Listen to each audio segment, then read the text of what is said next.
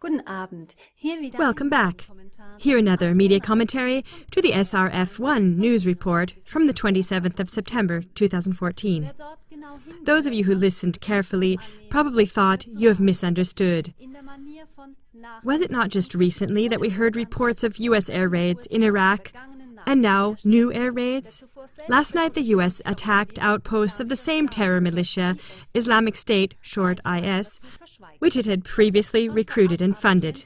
They keep silent about details. Beforehand, however, the USA's chairman of the Joint Chiefs of Staff, General Martin Dempsey, seemed almost brilliantly, prophetically gifted, for he knew with certainty, in advance, that their own air raids would never suffice.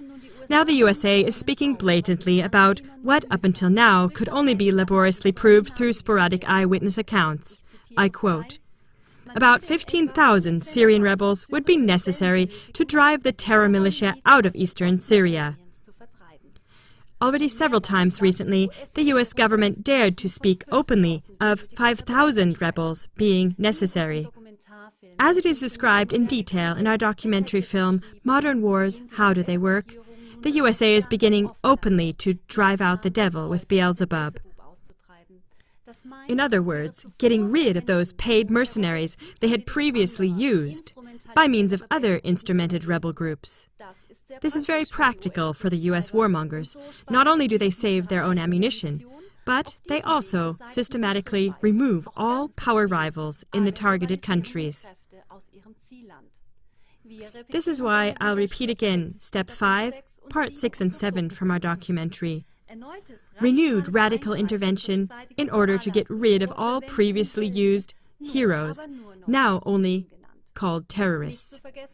Let us not forget that in all the countries where dictators were overthrown for the sake of democratization, without exception, afterwards the countries were plunged into total chaos.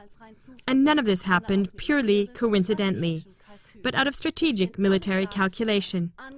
All of these heads of states, beginning with Gaddafi in Libya, followed by Saddam Hussein in Iraq, or currently again Assad in Syria, regardless of whatever opinions we may have about them, one thing is certain: they had their countries, including extremists living there, totally under control. Too much under control, the USA would say, because of course the natural resources were also under their control, and that is what everything is about, isn't it?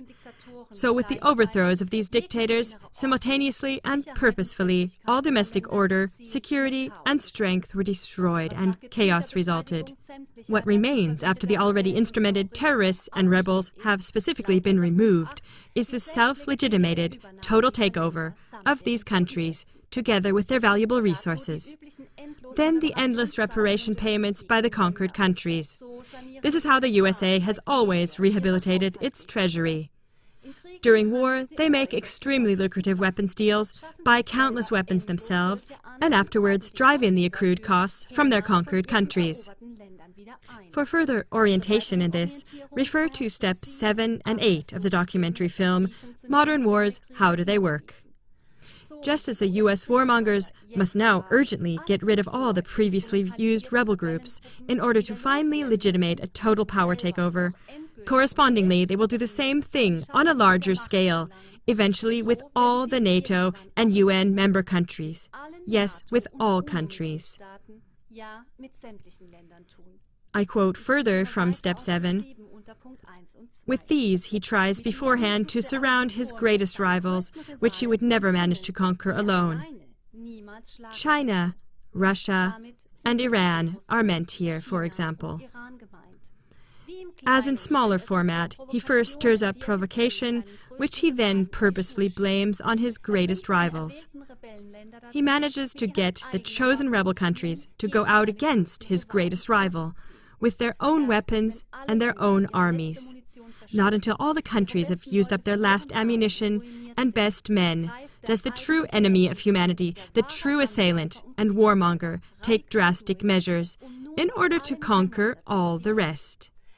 So who are the biggest losers here? According to Step 8, all those who have allowed themselves to be bewitched and used by this treacherous assailant and warmonger. Whoever does not want all of this, spread information like this all over. Until next time.